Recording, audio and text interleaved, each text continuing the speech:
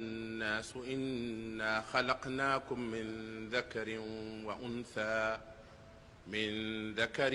وأنثى وجعلناكم شعوبا وقبائل لتعارفوا إن أكرمكم عند الله أتقاكم إن الله عليم خبير. O humankind, who have created you from a single male and female, Adam and Eve, and made you into nations and tribes and communities, that you may know each other.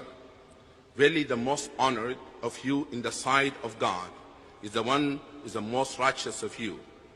And God has full knowledge and is well acquainted with all things. ومن آياته خلق السماوات والأرض واختلاف ألسنتكم وألوانكم إن في ذلك لآيات للعالمين. And among the signs of God is the creation of heaven and earth, and the variation in your languages and your colors. Verily in that are signs for those who know.